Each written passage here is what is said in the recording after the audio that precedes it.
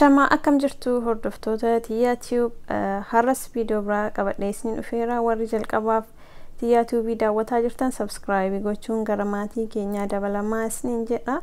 Har'a immoo ajandaa Dr. Abiy Ahmed du'eera jira kan jedhanii fi akkasumas har'a mana hidhaa Qaliititi keessatti hokarii dhalatee kan jedhu irratti wantoota odeeffannoo xiqqoo isiniif fidee dhufeera. Hanga viidiyoodhuma like, share, subscribe gochuudhaan na faana tura. jalqaba irratti har'a mana hidhaa Qaliititi keessatti hokarii dhalatee jedhee Faraan Abdusalaam Telegram isaarratti barreessee ture. Akka maddeen irraa odeeffannetti jedha dura mana hidhaa keessatti hidhamtoota jidduutti lolli ka'ee jedha. Saniin booda billaawaan sun akkamitti akka mana hidhaa keessa seenes wanti beekamu hin jiru. Mana hidhaa akkasitti eegumsi irra baa'ate san keessatti akkamitti billaawaan seenee billaawaan wal loluu danda'anii akkamitti kan jedhuuf nama baay'eef yaaddoo ta'eera jechuudha. Akka mana hidhaa keessa seenanii wanti beekamu hin jiru jechuudha. Billaawaan suni hanga ammaa odeeffannoo hin argamne. Sanaan booda hidhamtoonni miliquuf yaalanii ni beektu. Yeroo wanti tokko uumamu warri humna qaban warri dargaggoonni baay'ee hidhaa baay'ee achitti waan mararamanii fi baduufaa miliquufaa jedhanii sanaan boodas jedha akka Faraan barreessetti jechuudha. Telegram irratti hidhamtoonni miliquuf yaalanii osoo fiiguu karaa kan rukutames jira akkasumas kan du'ees jira jedha.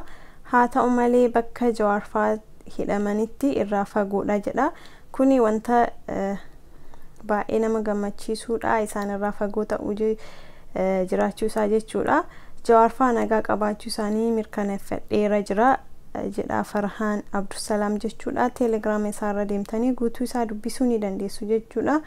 Kana jedhes barreessee jira jechuudha. Telegram isaarratti daqiiqaawwan muraasaan booda jechuudha. Karaa biraan immoo ajandaa guyyaa kaleessaa irraa ka'ee kan dubbatamu waa'ee Dr. Abiy Ahmed du'ee jira jettanii baay'een keessan gammadanii jirtu. Warreen isaan Abiy deeggaran immoo mormaa jiru. Dr. Abiy yeroo kana du'uun isaa Oromoof wanta fayyadu tokkollee hin jiru jedhee yaada gama kootiini. Hanga hayyoonni keenya mana hidhaa bahanitti Dr. Abiy jiraachuu isaa baay'ee barbaachisaadha yaada akka yaada kootitti. Maaliif Abiy duuba kan warroonni marsanii jiran hayyoota keenyaaf waan baay'ee hamaa ta'aniif kanaafuu nama ofii diqollee wayyaa jedheetuma yaada Dr. Abiy jechuudha. Innis du'ees jiraates faayidaa tokko kan nu buuse hin jiru jechuudha. Nu Oromoo fi garuu jiraachuu isaatti hanga hayyoonni keenya mana hidhaa bahanitti nu barbaachisa jedhee yaada akka yaada kootitti. Isinoo maal jettan komentirra naa barreessaadha. Kun yaada kooti. Namoonni baay'ee peejii Facebook Dr. Abiy Ahmed namoota 4 hoogganaa jira. Manxasa guyyaa 10 asii nama biraattu peejii Facebook Abiy Ahmed irratti barreessaa jira malee Abiy miti yoo dhugumaan kan jiraatu ta'ee maas baay'ee birratti ibsa kennuu didee jedhanii baay'ee tokko waliin haasa'aa jiru jechuudha. Miidiyaa kanarratti Facebook kanarratti hadha ajandaan isuma qofaa jechuudha. Kana malees akkasumas waa'ee keelloo challenge namoonni baay'ee keessaniin beektanii keelloo challenge torban kana jalqabeera. Hidhamtoonni siyaasa keenyaa haa ba'anii jedhanii keelloo uffatanii tishartis ta'ee uffata guutus ta'ee uffatanii profaayilii keessanii fi akkasumas poostii godhaa jiran namoonni baay'een. Isinis akka keelloo challenge irratti hirmaattan abdiin qaba. Itti hirmaadhaas niin jedha. Akka isas ajandaa kanas akka isa balleessuus fiduu ni malu. Maalitti beennaan wanti beene tokkollee hin jiru. Kanaafuu keelloo challenge irratti hirmaadhaa haga hooggantoonni siyaasa keenya bahanitti jechuudha. Keelloo challenge hundi keenya itti jalqabnu isiniin jedha. Namoonni baay'ee akkuma argitanitti haala garaagaraatiin kabajaa jiru. Kana fakkaataa odeeffannoon hadhaa jechuudha. Yeroo biraatti wantoonni biraa yoo jiran isiniif dhiyaadha.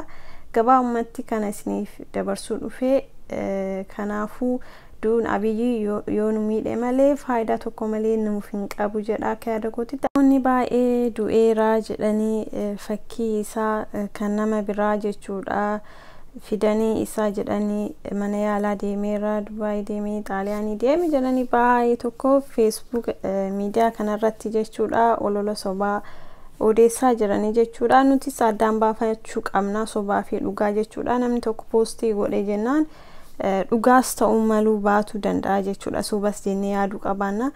Picture san argee namni hundu dhugaatti fakkaatee ture jechuudha.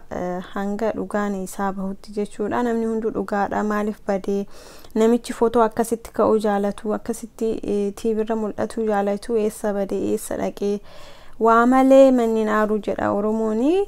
Waas jiraachuu danda'a kana nuti hin beeknu, wantuma wajjin arginu ta'a jechuudha.